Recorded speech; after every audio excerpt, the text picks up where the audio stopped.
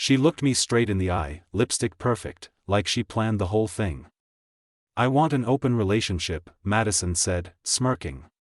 And I'm starting tonight, with your best friend. I didn't move. Didn't blink. My heart didn't even race. It just froze. Who? I asked, voice like steel. She tilted her head. Aaron. You know, the guy who always spots you at the gym? The one who jokes about me in front of you? She giggled. I always wondered how strong his grip was, in bed. That was it. No build-up. No warning. Just betrayal on a silver platter, with a smirk like it was dessert. I should have flipped the table. Should have shouted. But I didn't. Because I'd already seen the signs. Late night, yoga, classes. Constant texts she kept flipping over. The sudden obsession with her looks, but not for me. This wasn't the moment I lost her. That had happened weeks ago. This was the moment she wanted me to feel it. To see her power. I stood up, walked past her, and picked up my phone. Running off to cry, she asked with a laugh. That's cute. I dialed. Vanessa? It's me. You free tonight? Silence on the other end. Then, is this a joke? Nope. Madison just gave me permission. Said she wants to explore. I figure, so should I. Vanessa, my ex. The one Madison always hated. Blonde, stunning, successful. The kind of woman Madison never wanted me around. And the same woman who once told me, if she ever screws up, you know where to find me. Tonight, I was finding her. Madison's confidence cracked the second Vanessa walked in, heels sharp, lips painted red, and eyes that said revenge tastes best in heels. She froze in place. Her? What the hell is she doing here? I shrugged. We're opening things up, remember? You get Aaron. I get Vanessa. Seemed fair. Madison opened her mouth, but no words came out. Just that look, jealousy wrapped in rage. She tried to stay cool, but she was burning inside. Vanessa leaned over, whispered in my ear, loud enough for Madison to hear, "You look good. Better than you did with her." I didn't respond.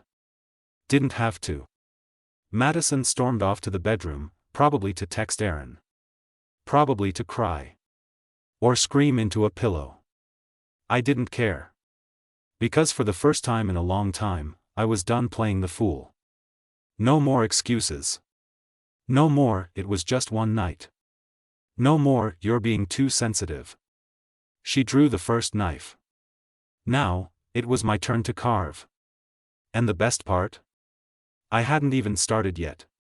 Madison stayed locked in the bedroom for the next 30 minutes. I heard drawers slamming. Closet doors yanked open. Her angry stomps across the hardwood. But I didn't move. Vanessa and I sat in the living room, sipping whiskey like it was just another Thursday night. Like the entire world hadn't just cracked open beneath our feet. But I'll be honest, I wasn't calm. Not really. Inside, I was boiling. But the anger wasn't loud anymore. It was focused. Controlled. Cold. Like ice under pressure, waiting to shatter glass. Are you sure about this? Vanessa asked me quietly. I nodded. She started the game. I'm just making sure she understands the rules. Vanessa smiled. Then let's play. Just as I said that, Madison finally stormed out of the bedroom. She wasn't wearing a dress. No perfume. No makeup. Just sweatpants and one of my old hoodies. Something was off. Her face was pale. Phone in her hand. She's bluffing, Vanessa whispered. I called Aaron, Madison said without preamble. He didn't know what the hell I was talking about. I leaned back and smiled. Did you really think my best friend would betray me for you? She didn't respond. Her eyes flicked to Vanessa, then back to me. You invited her here to humiliate me? No, I said calmly. You humiliated yourself. I just returned the favor. And then it happened. She burst into laughter. Not giggles. Not nervous chuckles. Full-blown, unhinged laughter. Oh my God, she said. You think this makes you look powerful? Like you're some kind of alpha? Vanessa raised an eyebrow, clearly amused. Madison walked over to me, lowered her voice, and hissed, "You'll be begging me to come back once you realize no one puts up with your whining." I didn't blink. You just tried to cheat with my best friend and failed. I think I'll survive. That shut her up. She turned to Vanessa. You think he's some prize now? He cried the first time I yelled at him. He begged me not to leave after our first fight. I've been carrying his dead weight for 3 years. I stood up. Slowly. You know what's funny? I said, walking toward her, each step measured. I know I wasn't perfect. I know I made mistakes. But I was loyal. I was all in. I gave you everything, my trust, my time, my love. And you spat on it. Madison backed away slightly. Not fear, just discomfort. That's how people like her react when their prey grows a backbone. I continued. You wanted to hurt me? Mission accomplished. But you thought I'd crawl? Nah. I've been waking up for weeks now. And tonight? I smiled. I'm wide awake. Vanessa stood up beside me. Madison looked between us like she couldn't believe she was actually losing control. You don't get to rewrite this, I said. You don't get to turn your betrayal into some feminist empowerment moment. You chose to cheat. You planned to lie. And now that the spotlight's on you, you want pity? Madison tried to speak but nothing came out. You want to explore? I asked, stepping aside. There's the door. Go explore. She didn't move. Not right away. But her pride was louder than her fear. She grabbed her purse, shoved her phone in it, and muttered, "You'll regret this." I opened the door. Doubt it. And she walked out. Not like in the movies. No tears. No slow turn for a final word. Just silence, heels clicking down the steps, into the night she thought she owned. Vanessa looked at me. What now? I stared at the open door, the cold air drifting in. Now, I said, we find out who I really am without her. The silence after she left was the loudest I've ever heard. Not a single car outside, no ticking clock, no humming fridge. Just stillness. Vanessa sat on the edge of the couch, watching me like she wasn't sure if I'd explode or break down. But I didn't do either. I stood in that doorway for a full minute, staring at the empty space she'd just disappeared into. Madison, the woman I thought I'd build a future with, had smirked, spit on our marriage, and tried to start something dirty with my best friend, like I was some side character in her fantasy. And the most screwed up part? She meant it. That wasn't a test. That wasn't a joke. She wanted to hurt me. She wanted to see if I'd collapse. Too bad I was already rebuilding. Vanessa stood up and stepped beside me. You okay? Not even close, I replied. Good, she said, surprising me. You shouldn't be. If you were okay after that, you'd be broken in a different way. I laughed, dark, dry. Thanks for the therapy. She smiled, and then her tone shifted. Do you want me to stay? I didn't answer immediately. Did I? Honestly, I didn't know what I wanted. Revenge? Closure? Comfort? Maybe all of it. Or maybe I just didn't want to be alone the night my marriage disintegrated in a single sentence. You can stay, I said finally, but not for that. She nodded. I figured. We sat up talking until 3 a.m. About life. About the way people change. About how easy it is to lose yourself in someone else's lies when they come wrapped in beauty and confidence. Madison had always been the type to win the room. Vanessa? She'd been the type to read it. At some point, I passed out on the couch, and when I woke up, she was gone. Just a note on the table. You're stronger than you think. Don't let her rewrite the story. It was good advice. Because the very next morning, Madison tried exactly that. My phone lit up with texts. First, "Can we talk?" Then, "I didn't mean it like that." Followed by, "You humiliated me." That was petty. I didn't answer. But I screenshotted everything. I was done being the fool. By noon, mutual friends started messaging me. "What's going on with you and Mads? She said you cheated with Vanessa. She's saying you tried to manipulate her emotionally and she just snapped." I laughed. Out loud. That's how fast it started. She was already spinning her side of the story.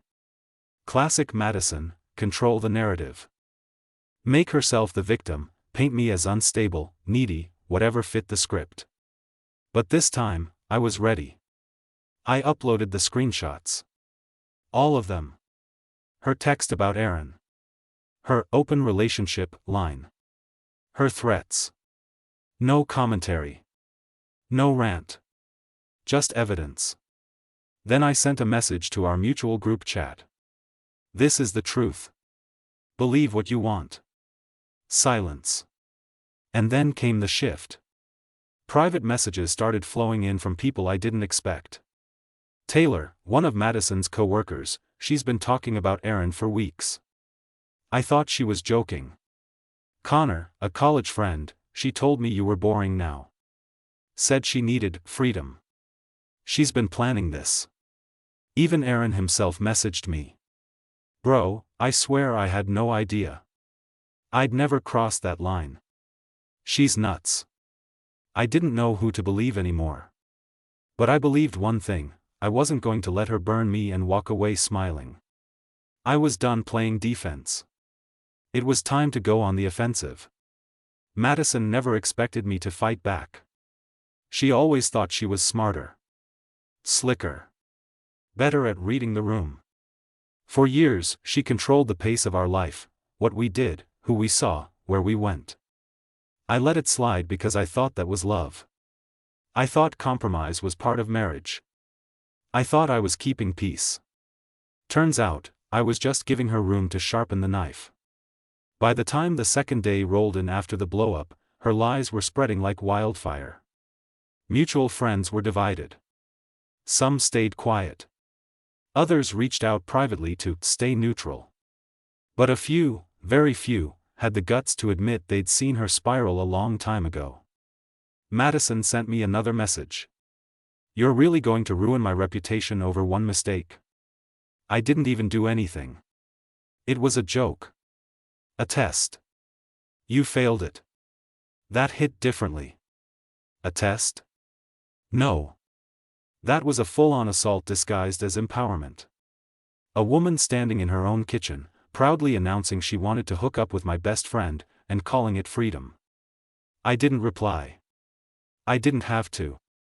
Because I had a better idea. You see, Madison had always kept her private life curated. Online, she was the queen of good vibes. Cute couple photos. Inspirational captions. "Never settle for less than respect," she once posted, while lying to my face every night. I still had access to the shared Google Drive where she kept her content drafts, photo shoots, and captions. She never thought I'd look. But I did. And what I found? Gold.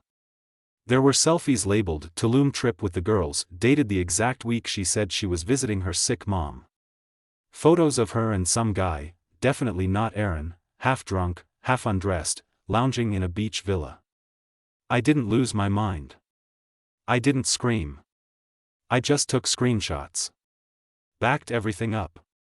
Then I sat down at my laptop and wrote a letter. To her parents. Polite. Clean. Emotionless. I explained the situation. Attached all the screenshots, texts, photos, timelines. No hate. No name-calling. Just facts. Madison had always told me her family were old school and would never understand the way she lived her truth. I figured they had a right to know what that truth really looked like. Then I sent the same package to our marriage counselor. The same one Madison had dragged me to a few months ago to accuse me of being emotionally distant. Let the record show who was distant. By the third day, her mask cracked. I woke up to over 30 missed calls, 2 voicemails, and a dozen unread texts. Voicemail 1. You sent that to my mother? Are you FNG serious? You're sick. You're twisted. That was private. Voicemail 2. I can't believe you're doing this to me. You're ruining my life. What happened to just letting things go? What happened to being a man? Funny, coming from someone who smirked and told me to accept her screwing my best friend like it was an early birthday present. I still didn't respond. Because something had shifted in me. That need for closure? Gone. That hope she might apologize, mean it, and fix things? Dead. Now it wasn't about fixing. It was about finishing. She wanted to set the bridge on fire and walk away in heels. I was making sure there was no damn bridge to walk back on. That weekend, I started packing her things. I set them neatly by the door. No drama. No slashed clothes. Just clean removal. Her keys? I disabled them. Her name on the lease? I had the papers ready to remove it. When she finally showed up, mascara smudged, voice cracking, her first words were, "You don't mean this." My response was calm. Simple. Direct. You did. She stood in the doorway like a lost actress after the final curtain fell, barefaced, no designer bag, just panic in her eyes and desperation in her voice. You don't mean this, Madison repeated, stepping inside like the place still belonged to her. I didn't stop her. I wanted her to see it. Every photo of us. Gone. Every one of her shoes, dresses, accessories. Packed and stacked by the front door in boxes. Her once claimed territory, bathroom counter, closet, even the nightstand, was bare. The only thing left was the truth. You made your decision, I said, arms crossed. I'm just respecting it. She scoffed. Don't act like some noble victim. You called your ex the moment I turned my back. I laughed, not because it was funny, but because it was pathetic. No, Mads. You announced you were sleeping with my best friend and thought I'd just cry into my pillow. You turned this marriage into a bad reality show. I just refused to play the sad loser. Her eyes darted toward the hallway, toward the bedroom. Where's Vanessa now? Huh? You just using her to make me jealous? I shook my head. Vanessa's gone. She didn't need to stick around. She just reminded me who I was before I let you turn me into this shell. That hit her. I saw it. She stumbled back like the wind got knocked out of her. But I wasn't done. You want it open? You got it. The door's open. You're free. And now, so am I. Her jaw clenched.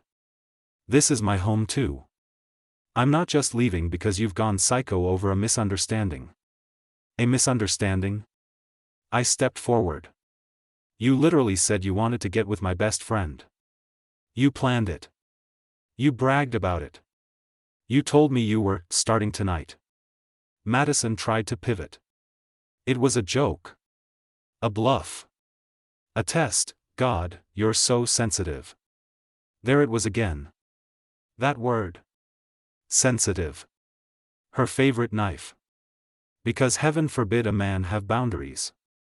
Heaven forbid a husband reacts to betrayal like a human being. I leaned in close and said what I should have said years ago. I'm not sensitive. I'm awake. You spent so long gaslighting me, twisting things to make me think I was the problem. But here's the truth, Mads, you're a liar. A manipulator. And when your control slips, you panic. She froze. Her lips parted like she wanted to scream, but nothing came out. Good. I opened the door. The boxes are yours. The lease isn't. You've got until tonight to get your stuff out. She stared at me. Rage boiling under her skin. But she knew. The old me, the guy who would have begged, forgiven, negotiated, he was gone. She stepped out slowly, picked up a box, and muttered, "You'll regret this." I shrugged. I regret marrying someone who treated love like a weapon. No tears. No hugs. No dramatic last kiss. Just her silhouette disappearing down the hallway with a box of broken trust and designer heels. I closed the door behind her. Locked it. Not just physically, but mentally. Emotionally. She had burned the bridge. I'd bulldozed the remains. And for the first time in what felt like years, I could breathe. It didn't feel like victory. It felt like relief. The silence wasn't heavy anymore. It was clean. Like the house could finally rest too. That night, I poured myself a drink, sat on the couch, and looked around. Same place. Completely different energy. No more pretending. No more lies. Just the sound of peace where chaos used to sleep beside me. The day after Madison left, I woke up at 8 a.m. without an alarm. No yelling. No clanging hair straightener. No fake cheerful, "I have a full day today," from the hallway. Just silence. And for once, it didn't feel cold. It felt earned. But the echoes were still there. I walked into the kitchen and saw her mug, the one that said, "Boss Babe," still sitting by the sink. I stared at it for a second, then tossed it into the trash without a second thought. A week ago, I might have held on to it. Now? I didn't want even ceramic reminders of her presence. Then came the phone buzz. Unknown number. I let it go to voicemail. "Hey, this is Aaron. Man, I know things are weird, but I just want to talk. Clear the air." I stared at the screen. Aaron. The guy I'd trained with. Ate with. Spent weekends with. We even double dated back in the day, me with Madison, him with whoever he was currently cycling through. We weren't just friends. We were brothers. And Madison? She tried to weaponize him like he was just another object in her little power game. I called him back. "Hey," he said immediately, "before you say anything, I swear to God, I didn't know she'd say that. I never touched her, never flirted, never even thought about her that way." I stayed silent. "She messaged me a couple times, weird stuff, but I thought she was just being friendly," he continued. "Then she told me about the open relationship thing, and man, I blocked her. I swear. I was going to tell you, but it felt messed up either way." I sighed. "You should have told me, Aaron. You were the one person I thought would shoot straight." "I get it," he said. I fed up by staying quiet. I didn't want to cause drama. "Well," I said, "the drama happened anyway. Next time, speak up." He paused. "Does this mean we're done?" I thought about it. Long and hard. "No," I said. "But we're not where we were. Not yet." "Fair enough," he said, and that was that.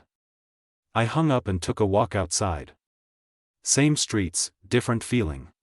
For years, I had worn a mask in public, smiling with Madison at brunch, pretending we were the power couple. Inside, I was surviving. Now, I was rebuilding. When I got back, there was a package at the door. No note. No return address. Just a small cardboard box. I opened it. Inside were her wedding ring, her bracelet, the one I gave her for our first anniversary, and a folded photo of us smiling in Maui. On the back of the photo, one sentence scribbled in messy ink. "You were the only real thing in my life." I ruined it. I laughed. Not out of happiness. Out of disgust. She still thought this was a story about her. Even her guilt was self-centered. I burned the photo in a metal bowl on the balcony. Watched the flames eat through the paper smiles. Watched the ashes float upward into the sky.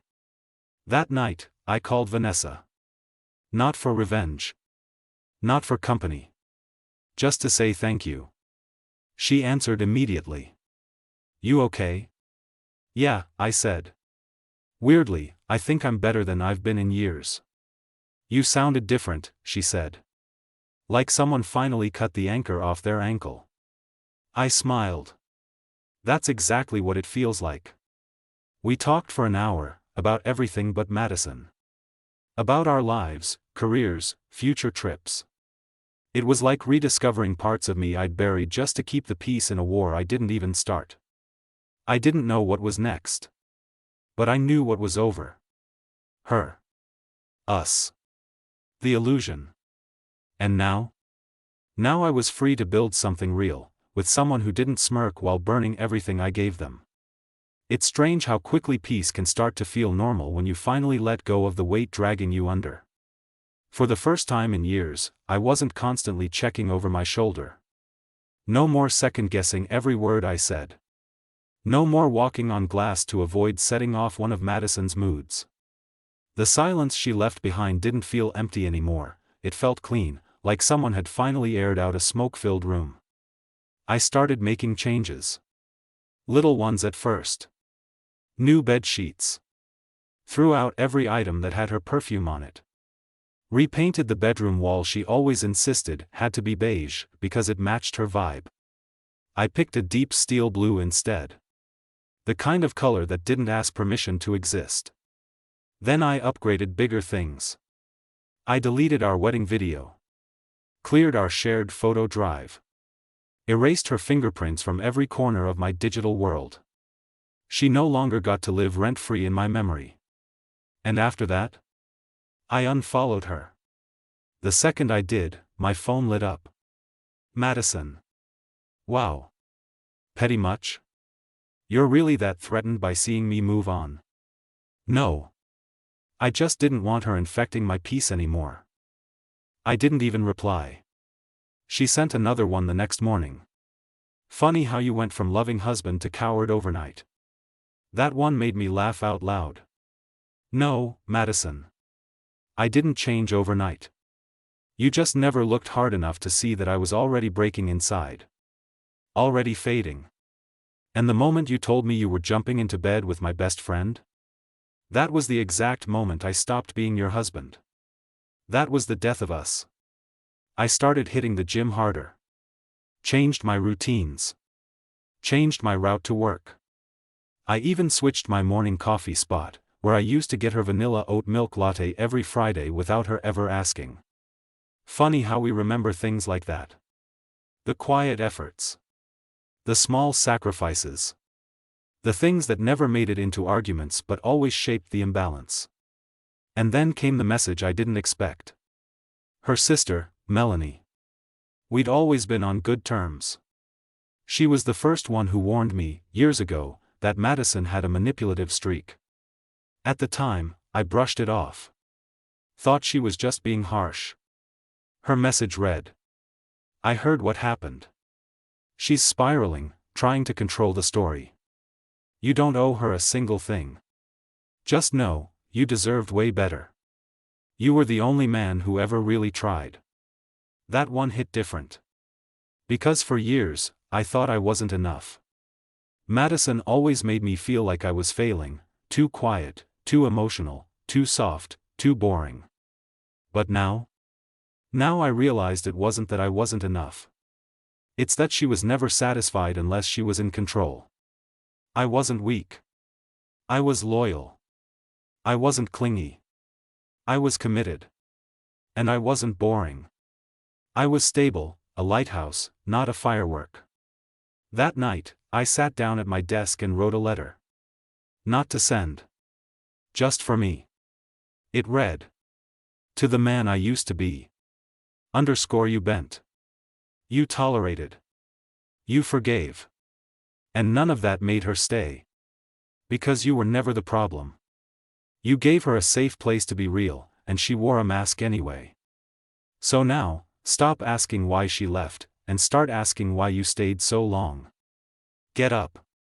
Build something new. You survived her fire. Now go light your own. The next morning, I woke up at sunrise and watched the city come alive. It looked different. Maybe it was always beautiful. I just wasn't free enough to see it.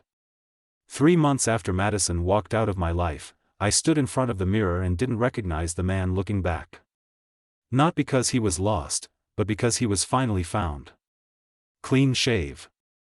Stronger jawline from the weight I dropped. Eyes not hollowed out from emotional exhaustion, but sharp. Focused. Clear. There was no more fog from trying to decode lies, no more second-guessing, no more rehearsed fake smiles just to keep the peace. This guy didn't flinch when his phone buzzed. This guy didn't wait up at night wondering where she was or what excuse she'd throw at him in the morning. This guy was done. But more importantly, this guy was ready. Ready for life without chains. Without walking on eggshells. Without being someone else's emotional punching bag in disguise. The last time I saw Madison was 2 weeks ago. She showed up at my gym, unannounced, in full makeup, wearing the same leather jacket I once complimented 100 times just to get her to smile. She looked tired. Not physically, emotionally. She wore that kind of fake confidence that only someone drowning clings to. She smiled like nothing happened. "Hey, stranger." I kept walking past her. She followed.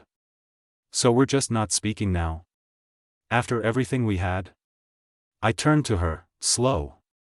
Calm. I didn't need to yell. Didn't need to prove anything.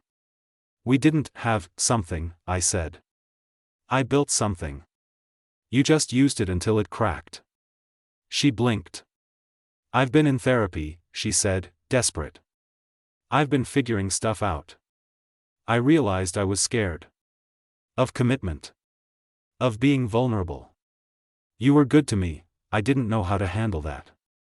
I shrugged. "That's not an apology. That's an excuse wrapped in a sob story." "I miss you," she whispered. And that's when I realized something. Something deep. She didn't miss me. She missed the version of herself she got to be when I was still holding her up. She missed the guy who forgave her lies, overlooked her games, and absorbed her damage like a sponge. But that guy was dead. "You don't get to miss what you tried to destroy," I said and walked away. I didn't look back. She didn't call out again. I didn't need closure anymore. Because I had something better. Clarity. It's not about revenge. Not anymore. I already won. Not because I hurt her back, but because I survived her storm and came out standing. And I learned a few things along the way. First, love without respect is just control in costume. Second, you can't save someone who wants to stay broken. And third, the way someone treats you when they think you have no options, that's who they really are. To any man reading this going through betrayal, here's my advice. Don't waste years trying to earn loyalty from someone who's allergic to honesty. Don't twist yourself to fit their story, write your own. And don't let a manipulative partner convince you that love is supposed to hurt. Because it's not. It's supposed to heal. These days, I'm not searching for a replacement. I'm not rushing into anything. I'm enjoying the quiet mornings. The peace in my own space. The kind of life that doesn't come with conditions and warnings. And when the time is right, I'll open the door again, but only for someone who knows the value of loyalty, truth, and commitment. Not someone who throws a grenade in your chest and calls it growth. As for Madison, she's just a name now. Not a scar. Not a lesson. Just a name from a chapter I've already closed. And this? This is the final page.